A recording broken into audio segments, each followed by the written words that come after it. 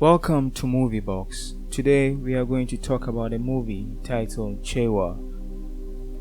The movie begins with a middle-aged woman called Adoma leaving her matrimonial home. Her husband Kofi tries to find out why she's leaving, but she tells him she has no reason and that she just wants to leave. He then asks her where she will be going to. She again answers that she has no idea where she's going either. This leads to a struggle between Adoma and her husband Kofi as he tries to prevent her from leaving. Later, Adoma wakes up from her sleep only to realize that she had been dreaming. She tells her husband about it, and he comforts her to return to sleep, since it is only a dream. During the day, Adoma and her husband go to the farm to clear the land. They further discuss the nightmare as they clear their land. Unbeknownst to them, a great grand witch suddenly appears as they clear their land. She turns into a big black snake and proceeds to bite Adoma as she drinks water. She then shouts and calls her husband for help. He carries her home to seek herbal treatment, but unfortunately, she dies shortly after reaching home. Now things are beginning to make sense. In her dream, she was leaving her husband without knowing why she was leaving or where she was going to. But in the real world, she actually dies and leaves her husband behind. Adoma's only child, Bayeden, who is now living with Adoma's mom, and Sunyameye, is deceived and taken away by Kofi's mom, Chewa. Later, there is a confrontation between the two in-laws when Sunyameye comes to inquire about the whereabouts of her granddaughter. In the next scene, Kofi prepares to leave the village for greener pastures. He then asks his father, Ajegon, who is a drunkard, his mom, Chewa, and his uncle, Openinche, to take good care of his daughter, Bayeden, when he is away. He bids them goodbye and leaves. Some years later, it is revealed that Chewa, who is Kofi's mom and Bayeden's grandmother, is actually the great grand witch who turned into a snake and bit Bayeden's mom, leading to her death. One night, Chewa, the great grand witch, turned her husband, Ajegon, into a donkey and uses him as a means of transportation to attend an emergency witches meeting. At the meeting, she discloses that her granddaughter Bayeden has reached the age of marriage and she intends to marry her. She then sends two of her trusted servants to go and retrieve her granddaughter and her son, Kofi, for the spiritual marriage ceremony. During the ceremony, she asks for her granddaughter's hand in marriage from her son, Kofi, who obliges. Years later, in the real world, Bayeden's father, Kofi, returns to the village to make sure that his daughter has undergone puberty rites. Puberty rite is a ceremony where a young lady is ushered into adulthood. Following this ceremony, Bayeden starts getting approached by young men. Chewa, who is married to Bayeden in the spiritual world, does not like this and does everything within her power to stop this. She admonishes Bayeden from trying to see potential suitors. The great grand witch goes to great lengths to stop anyone from seeing her granddaughter. Later, the parents of Bayeden's true love in Krabia come to Bayeden's family to seek for her hand in marriage for their son. The meeting goes smoothly and the union is agreed upon to the disappointment of Bayeden's grandmother, the great grand witch. The great grand witch isn't happy about this at all and calls an emergency witches meeting about what should be done. At the meeting, some of the witches suggest killing the couple. Others suggest that they should be made insane. The great grand witch, however, disapproves of all these proposals, but finally settles on making her granddaughter and spiritual wife barren. She sends her most trusted servant to retrieve Bayeden's womb as she and her husband sleep.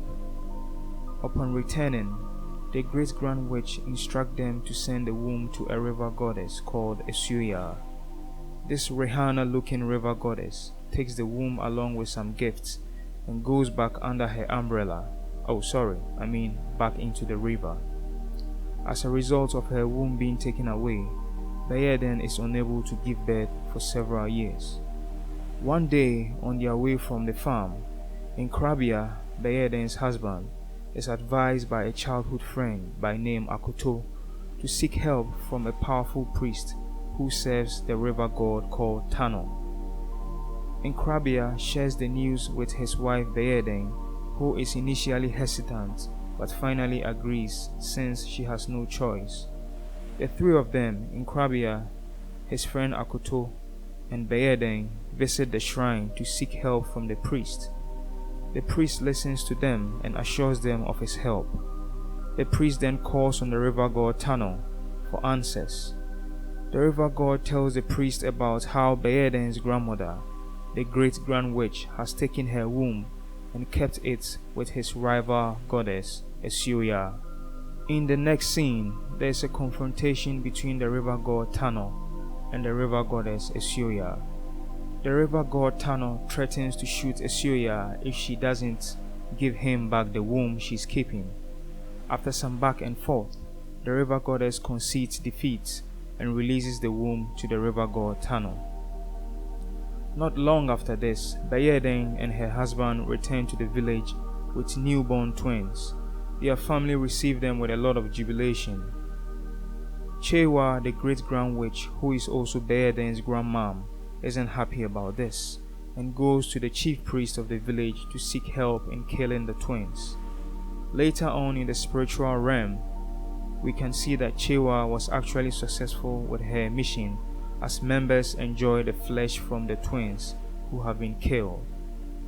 In the next scene, Bayeden's husband, Nkrabea, is seen fishing in the river Tano. The river god suddenly appears behind him. The god introduces himself and tells him not to be afraid because he's got his back. He tells him to catch as many fishes as he can and go back home and eat the fishes with his wife. The river god Tano blesses the couple with a beautiful daughter. After several years, they return to the village with their daughter to observe puberty rites.